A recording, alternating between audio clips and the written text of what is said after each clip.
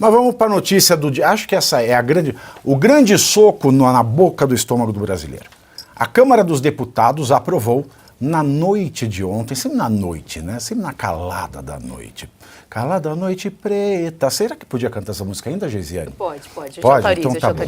Então, na calada da noite de ontem, o primeiro projeto da regulamentação da reforma tributária, com, 336 votos favoráveis, 142 contrários e 2 abstenções.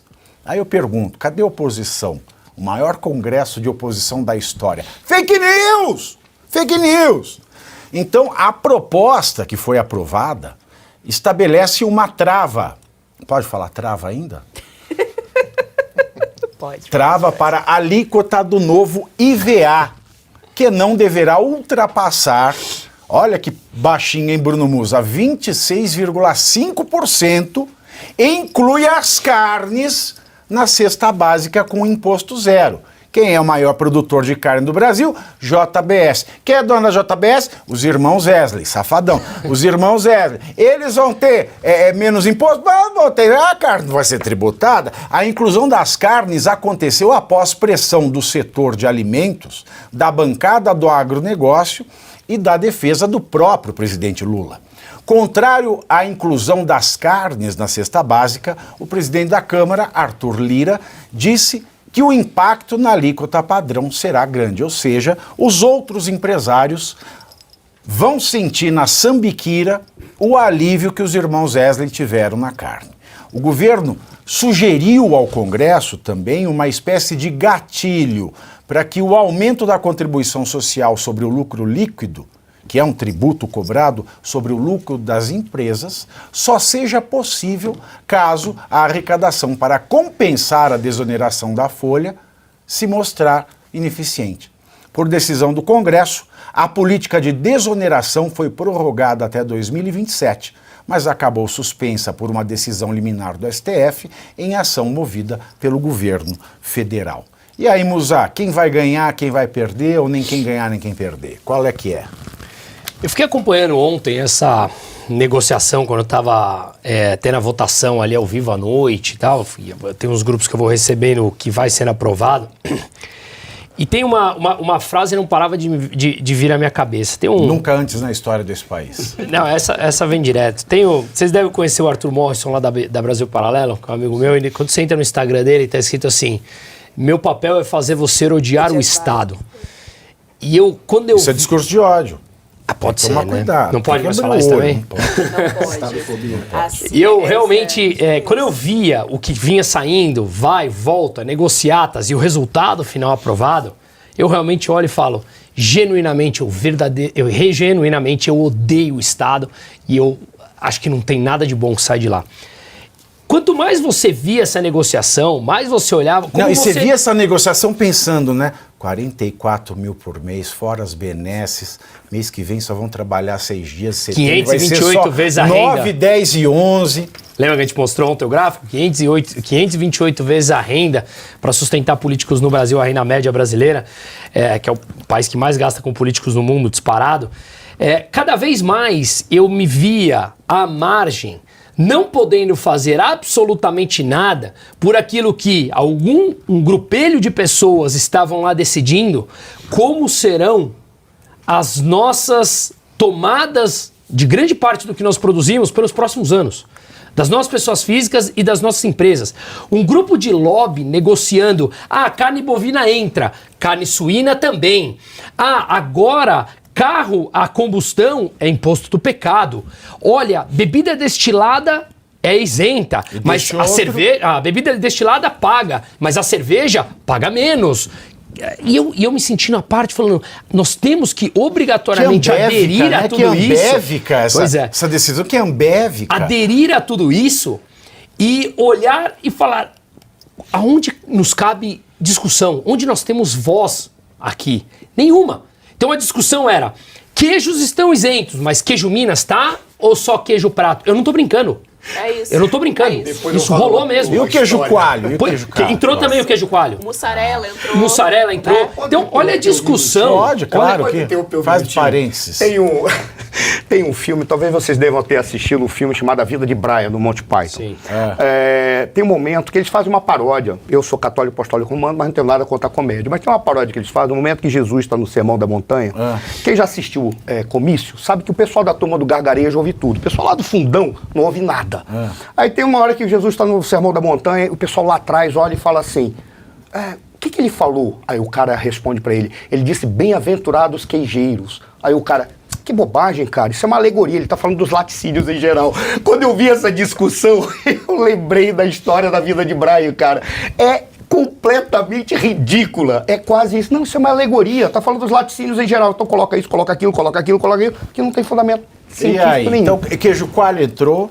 Queijo mussarela entrou, queijo Minas entrou. Então, olha o nível Gruyère, da discussão. Gruyère entrou. Né? Serra da Foie gras Estrela. não entrou nos molhos. Então, juro por Deus. Juro. Esses queijos, eles são os mais acessíveis, né? Sim.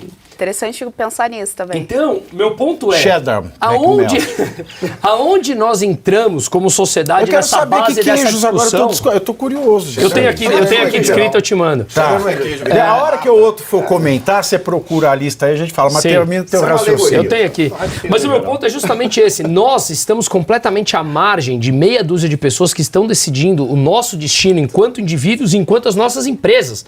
O que o grupo de conveniência deles querem como isenção, só que eles jamais cortarão do bolso dele. Acabei de receber uma matéria em que o Haddad falou: a isenção da carne é uma vitória de Lula.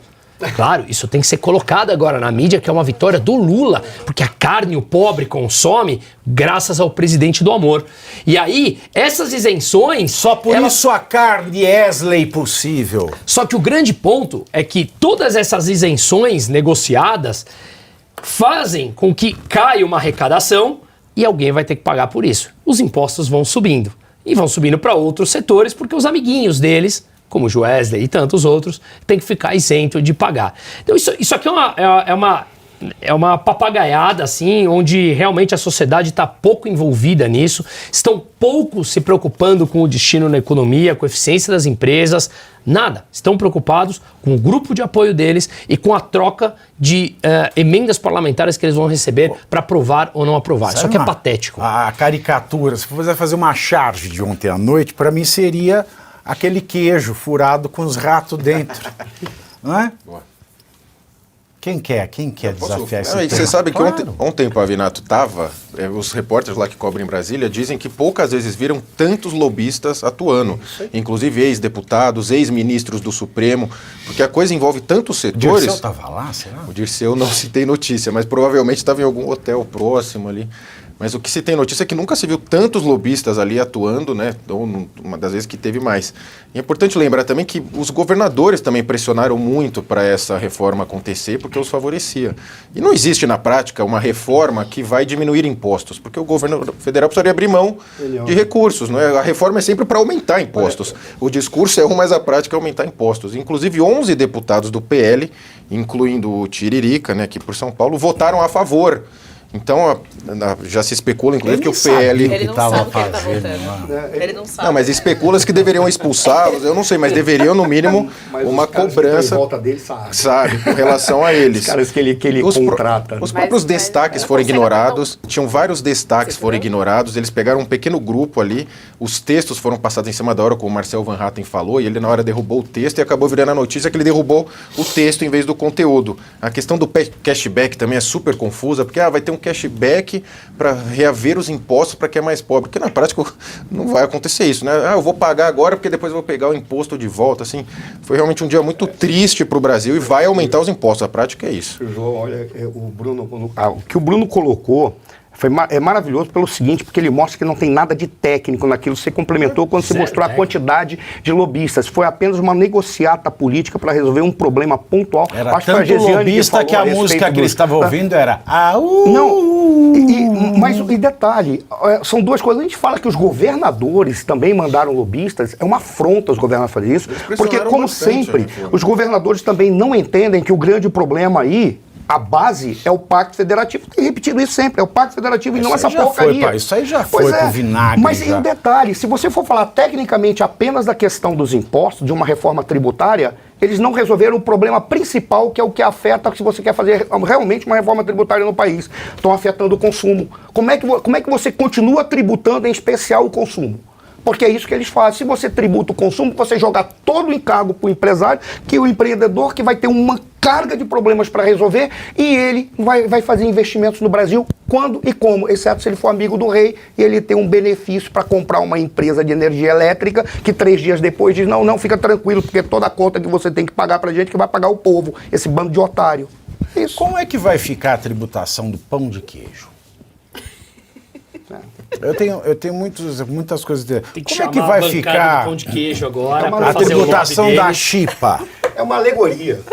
Eu só queria falar uma coisinha. Do misto quente. Só queria falar Porque o misto quente é o presunto, né? Que é da Mas JBS. tem o queijo, E o queijo e o também queijo. não vai ter.